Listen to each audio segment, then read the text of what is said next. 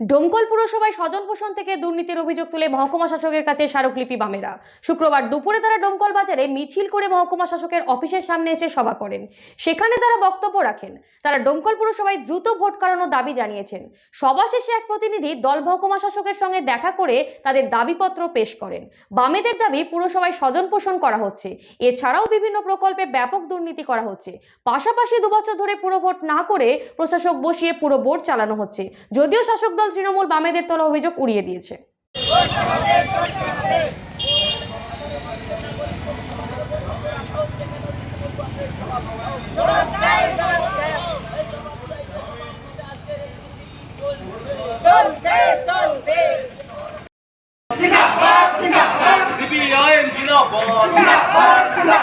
বছর হয়ে গেল এখনো পৌরসভা নির্বাচন করা হচ্ছে না। কার স্বার্থে তৃণমূল কংগ্রেস জবাব দাও। অবিলম্বে পৌরসভা নির্বাচন করতে হবে। আগে কি নাটক দেখলাম রবীন্দ্র ভবন কিছু সাংবাদিককে ডেকে সাংবাদিক সম্মেলন করা হলো। রবীন্দ্র ভবন নাকি পৌরসভা অধিগ্রহণ করেছে এবং অধিগ্রহণ করার পর সেখানে নাকি কাজ চালু হবে। ডোমকলের সমস্ত সংস্কৃত প্রেমী মানুষ তারা মনে করলেন, আশায় বুক বাঁধলেন যে আজকে দাঁড়িয়ে ডোমকলের মতো উদীয়মান শহরে যারা সংস্কৃতি চর্চা করে, আজকে যারা কবিতা আবৃত্তি করে, যারা নাটক করে, তাদের জন্য একটা সাংস্কৃতিক মঞ্চ তৈরির উদ্দেশ্য নিয়েই, সেই মানুষদের আশা আকাঙ্ক্ষাকে পূরণ করার উদ্দেশ্য নিয়েই আজকে আনিসুর রহমান এখানে বামফ্রন্ট সরকারের সময়ে স্বপ্ন দেখেছিলেন যে রবীন্দ্র ভবন তৈরি করব বহরমপুরের রবীন্দ্র সদনের আদলে। বিকালবেলায় যে আমাদের পৌর এলাকার নাগরিকদের যে বাচ্চা কাচ্চারা একটু খেলাধুলা করবে, বিকালবেলায় ছোট্ট ছোট্ট শিশুরা একটু মনোরঞ্জন করবে, তার কোনো একটা ব্যবস্থা এই 7 বছরে করা হয়েছে?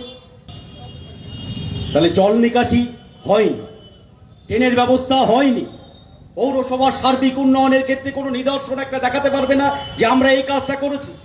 আজকে রাস্তাঘাট যা ছিল সেই অবস্থাতেই আছে, কোনো রাস্তার সম্প্রসারণ এখন পর্যন্ত ঘটেনি। আজকে কি তাহলে উন্নয়ন হচ্ছে? না তো ঘর দিয়েছি। বললেন 12 নম্বর ওয়ার্ডে নাকি 650 ঘর দিয়েছি।